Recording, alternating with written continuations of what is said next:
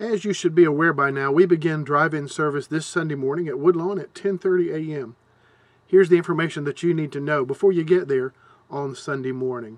First, we'll be in the Student Center parking lot on the McDonald's side of the building in that lot. In order to get there, you'll follow the parking attendant's guidance. You'll begin at 7th Street Place in front of Woodlawn and turn onto the 9th Street Southwest Street just beside the large parking lot, and then you'll turn into the large parking lot and go across into the Student Center lot and then go behind the building into the other lot. There'll be parking attendants all along that path to help you. They'll be wearing bright orange, and there'll be masked men in the parking lot. If you would plan to arrive after 9:45 and before 10:30, that gives them time to get there, get organized, and be ready to help you with that. Your second option, if you're coming up or down Highway 70, would be to turn into the Student Center lot on the sit-go side, that's closest to the intersection, and you'll be merged into the line behind the garage to get into the worship lot. So everything is feeding in from behind the building into that lot.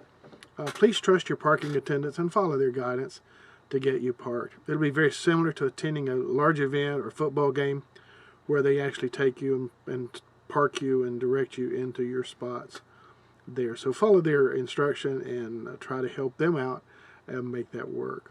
Once you're parked, you may exit your vehicle and sit in folding chairs if you bring those with you in front of your car. You have to bring your own. We're not providing chairs. But if you've got lawn chairs or folding chairs in your trunk, you're welcome to get out and sit in front of your car. You have to remain in family groups with your family, and you have to remain 6 feet apart from other family groups. That's just the way the rulings are working right now. During the service, an offering will be taken, and the ushers will be masked and gloved.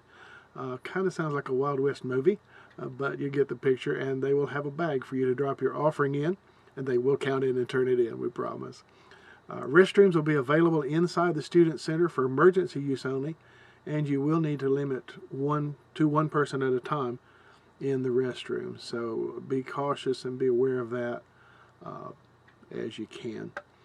You can tune your radio to 96.7. That's 96.7 on your FM dial, and you'll be able to hear the service inside your car if you'd like to do that. I was thinking last night as I was processing the idea of putting this together. I served in the church for 40 plus years, and I think we've hit on a real idea here. If it's too cold in your worship center, you can turn your heat on. If it's too hot, you can adjust your air conditioner. If the music's too loud, you can turn it down. If you can't hear it, you can turn it up. The pews are neither too hard nor too soft because you picked them out when you bought your car. Maybe we've hit on something here. Sorry, just had to interject a little bit of humor into the day. Anyway, back to business. The service will be broadcast on 96.7 FM and will begin roughly at 10:30. We're going to try to run Facebook Live as well, so there should be a direct live stream on Facebook if you bring your tablet with you, or if you choose not to come to the service and want to watch at home. You can see what's happening in the parking lot. That way, assuming I can get that to work. We're putting my technical skills to work to make that one happen. The live stream on our website will be a pre-recorded service just like you've been seeing for the past few weeks. The sermon will be the same on the website and in the parking lot. If you have kids in your car, bring some crayons or colored pencils with you, maybe a clipboard, something to write on. Ms. Erica has a worship packet for them relating to worship and to the sermon, so just ask the parking attendants who are distributing the materials. Songs, information, order of service, sermon outline, all of that will be printed and stapled for distribution, and the parking attendants or ushers will be handing those out to you on your way into the parking lot. So just have your window down and they'll hand you what you need for the day, and you can ask them for the children's packet if they don't happen to notice or something. If by chance while we're in worship you have an emergency and you need to leave, just turn your emergency flashers on. The parking attendants will be watching and will help you get out of the parking lot. At the end of the service, the cones will be removed from all the exits, and you may exit whichever way is closest. But please practice patience and try not to run over your neighbor or an usher, a parking attendant, or even a pastor. We're all new to this idea and this process. We are learning as we go.